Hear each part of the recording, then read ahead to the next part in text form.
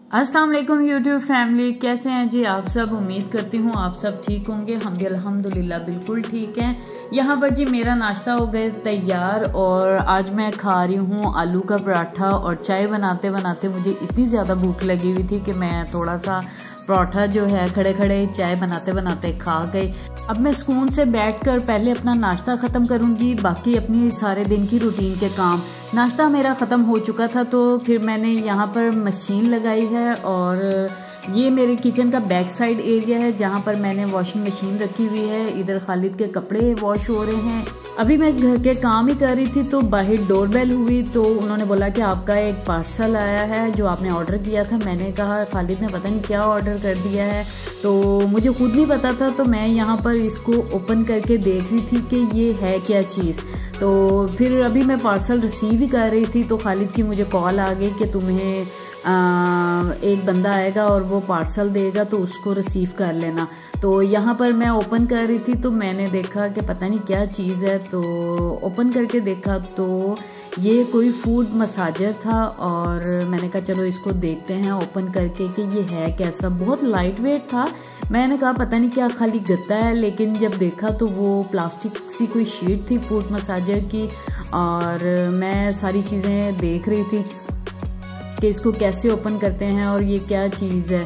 तो यहाँ पर इन्होंने एक छोटी सी वायर दी हुई है, साथ ही एक बैटरी है और ये प्लास्टिक का एक छोटा सा मैट है जहाँ पर पाँव के निशान बने हुए हैं। नॉर्मली खालिद का कोई पार्सल आ जाए तो मैं उससे ओपन नहीं करती। समटाइम्स ऑफिस की तरफ से होता है तो इवनिंग में आके वो खुद ही ओपन करते हैं। तो यहाँ पर उन्होंने मुझे खुद बोला कि इसको चेक करो और इसको ओपन करो। तो ये इसकी बैटरी है और मैं खुद डर गई थी क्योंकि वो वाइब्रेट है, तो मैं खुद डर गई कि भी ये पता नहीं क्या चीज़ है।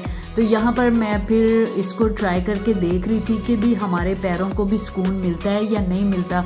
तो यहाँ मैंने जी मैट को ज़मीन पे रखा है और इसके ऊपर जो है अपने पाँव रख कर तो इसकी टाइमिंग सेट कर रही हूँ। इसकी टाइमिंग आप इसकी स्पीड को 10 to 15 तक कर सकते हैं और 15 मिनट्स के लिए आप कंटिन्यूसली कर सकते हैं।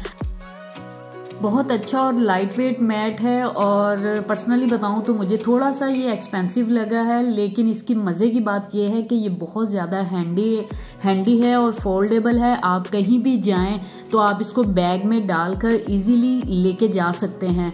और सच बताऊं तो ये पैरों को बहुत ज़्यादा रिलैक्स कर रहा है और इसकी जो वाइब्रेट है ना वो नी तक जा रही है। तो ये पिंडली और नी को काफ़ी रिलैक्स कर रही है। जैसे कि अब मेरा ज़्यादातर काम खड़े होके करने वाला होता है किचन में या फिर घर के जो काम होते हैं तो पाँव बहुत ज़्यादा थक जाते हैं। तो ये इजी है कि आप सारे कामों से फारिग होके टीवी देखते हुए या फिर सोफ़े पे जब आप रिलैक्स होकर बैठें तो आप नीचे ज़मीन पर मैट को बिछाएं और अपने पाँव रखकर थोड़ा सा सुकून महसूस करें। तो यहाँ पर जी मैंने सारा कुछ चेक कर लिया था और अब बैटरी को मैं चार्जिंग पे लगा दूंगी और खालिद को फ़ोन करके बता दूंगी कि सब कुछ ओके है। तो इसके बाद मैं आ गई थी किचन में। आपने जल्दी से मेरे चैनल को सब्सक्राइब कर दें, लाइक कर दें और शेयर कर दें और मेरी वीडियो को बिल्कुल भी स्किप मत कीजिएगा। आज मैं आपको बताऊंगी कि हम कैसे अदरक, लहसुन और टमाटर को फ्रेशली फ्रीज़ कर सकते हैं। तो यहाँ पर जी टमाटरों को मैंने वॉश कर लिया था और मैं अदरक लहसुन का छिलका जो है वो रिमूव कर लूँगी। सारा दिन मेरा यही काम होता है, लिविंग रूम से किचन और किचन से लिविंग रूम। तो यहाँ मैं तसल्ली से बैठकर इसका छिलका रिमूव कर लूँगी और टीवी पर मैंने सूरत बकरा लगाई है, खामोशी से वो सुनूंगी। और मैं वैसे भी माशाल्लाह अल्हम्दुलिल्लाह ऑनलाइन पहले सुबह फजर की नमाज के बाद 6 बजे अपनी कुरान क्लास लेती हूँ। फिर उसके बाद जो है मैं ऑनलाइन कुरान क्लास किसी को पढ़ाती हूँ। तो मेरे पास भी खैर से स्टूडेंट्स होते हैं तो मेरा टाइम इसी तरह ही किल हो जाता है। तो खैर यहाँ पर जी मैंने टमाटरों को रफली कट कर रही हूँ और यहाँ मेरे पास मफ़िन बॉक्स है तो मैं इसमें इक्वली जो है ना फिल करके इसको फ्रीज़ कर लूँगी। अगर आपके पास भी कोई इस तरह का बॉक्स हो या फिर ऐसी कोई स्टोरेज बाउल, छोटे छोटे से बाउल हों, तो आप एक टमाटर के हिसाब से उसको फिल कर लिया करें और अपनी हंडिया में डेली रूटीन में आप उसको फ्रीज़ किए हुए को ईज़िली डाल कर यूज़ कर सकते हैं बिल्कुल भी ख़राब नहीं होंगे, बिल्कुल भी टेस्टलेस नहीं होंगे, बल्कि ये कन्वीनियंट और टाइम सेविंग रोज़मर्रा की चीज़ें हैं जिससे आपका टाइम काफ़ी ज़्यादा सेफ हो जाता है। और मोस्टली उस वक्त जब आपके घर कोई इमरजेंसी मेहमान आ जाए और आपको ये चीज़ें आधा घंटा ऐसे ही ले जाती हैं, तो आप इसको फ्रीज़ किए हुए होंगे तो आप इसे इजीली फ्रिज से निकालेंगे और आपकी जो कुकिंग है वो भी आरामदेह और इजी हो जाएगी। मैं ज़्यादातर चीज़ें जो हैं हार्डली 1 वीक या फिर 10 डेज़ के लिए रखती हूँ, उसके ज़्यादा एक माह की चीज़ जो है मैं भी फ्रीज़ करके नहीं रखती। तो ये मेरा 1 वीक टू 10 डेज़ का सारा सिस्टम होगा।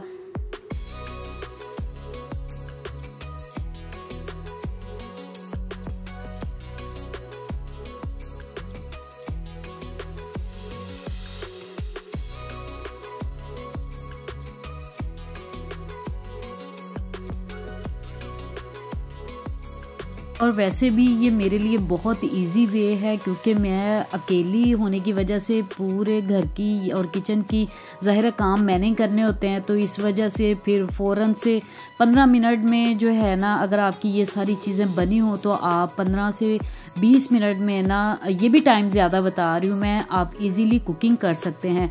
यहाँ पर जी मैंने सारे टमाटरों को काट लिया है और इन्हें स्टोरेज बॉक्स में डालकर इसको अच्छे से फ्रीज़ कर लूँगी और इससे फिर निकाल कर, जब ये अच्छे से फ्रीज़ हो जाएंगे तो फिर इन्हें निकाल कर जिपलॉक बैग में डालकर रख दूँगी। अच्छा जी, अब मैं बना रही हूँ अदरक लहसुन का पेस्ट। तो मैंने यहाँ पर लहसुन लिया है और इसमें मैं ऐड कर दूँगी कुकिंग ऑयल।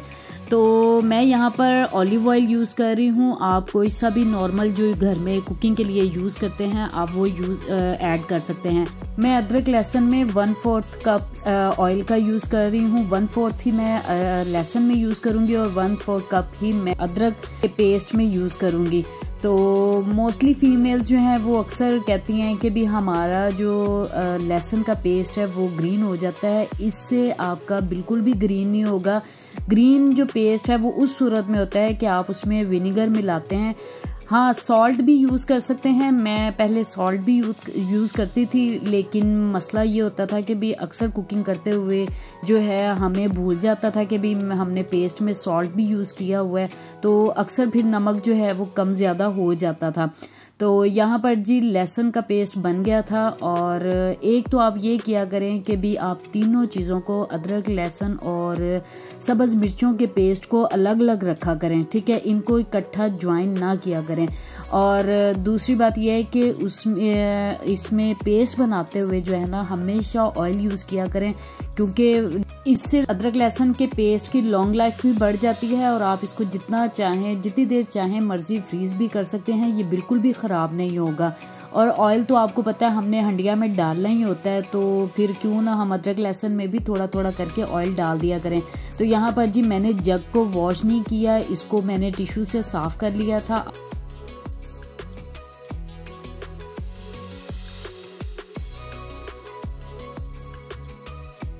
अब इसी तरह ही मैंने 1/3 कप ऑयल अदरक में डालकर इसका पेस्ट बना लिया है। देखें माशाल्लाह मेरे अदरक लहसुन का पेस्ट, दोनों पेस्ट जो हैं बिल्कुल स्मूथ हैं, बिल्कुल भी इसमें कोई वो इस तरह की चीज़ नहीं है कि भी दरदरा हो, ये बिल्कुल देखें आपके सामने बिल्कुल स्मूथ हैं माशाल्लाह से। यहाँ पे हमारे दोनों पेस्ट तैयार हैं, अदरक लहसुन दोनों का पेस्ट बिल्कुल तैयार है। और अभी मैं आपको इसकी थिकनेस भी चेक करवाती हूँ। अच्छा, आपने इसको स्टोर करने के लिए इस बात का लाजमी ख्याल करना है कि आप जिस चीज़ में इसको स्टोर कर रहे हैं वो जार जो है ग्लास का हो, क्योंकि शीशे के जार में स्मेल नहीं रहती, प्लास्टिक के जार में स्मेल रह जाती है और वो ख़राब होने का डर होता है। जाहिर है हमने इसको सेव करना होता है, तो उसके लिए ग्लास के जो जार होते हैं ना वो बिल्कुल परफेक्ट रहते हैं। मैंने यहाँ पर हनी वाले जार लिए हैं, मिल जाते हैं आराम से इजीली। आप चाहें तो इसको आइस बॉक्स में डालकर इसको फ्रीज़ भी कर सकते हैं, और जैसे ही ये फ्रीज़ हो तो आप इसको निकाल कर जिपलॉक बैग में सेव कर सकते हैं। मैं इन्हें ग्लास के जार में डाल रही हूँ।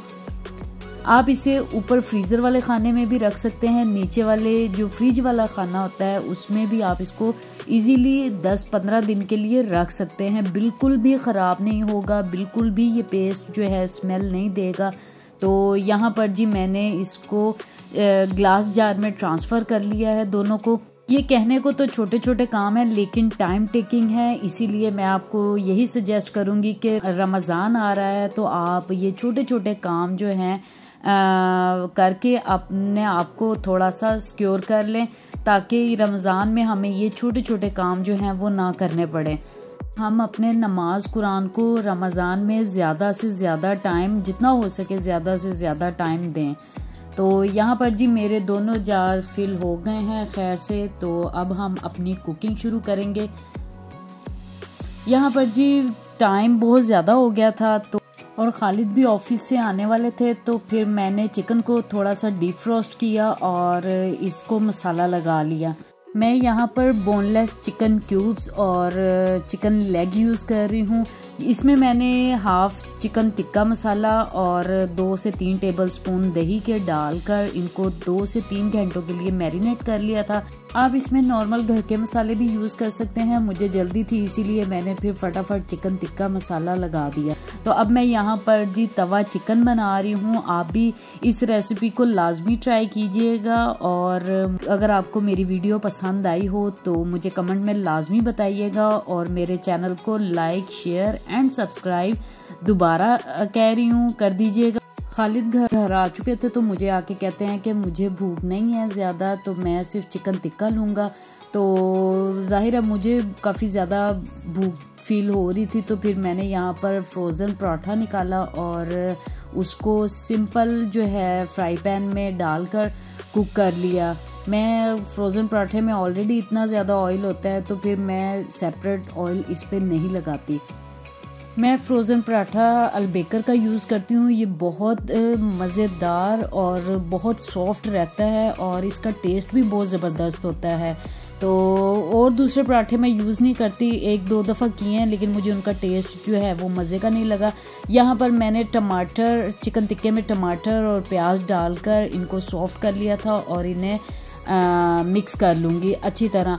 आप भी इस तरह लाजमी ट्राई कीजिएगा, बहुत मज़ेदार मसाला और बहुत ज़बरदस्त तवा चिकन टिक्का बनकर तैयार हुए हैं। तो अब मैं इन्हें प्लेट में निकाल लूँगी और यहाँ पे जी हमारा डिनर जो है वो तैयार हो चुका था। आप अपना बहुत ज़्यादा ख्याल रखिएगा, मुझे अपनी दुआओं में लाजमी याद रखिएगा। मेरी वीडियो को लाइक एंड शेयर लाजमी कर दीजिएगा। अल्लाह हाफिज़।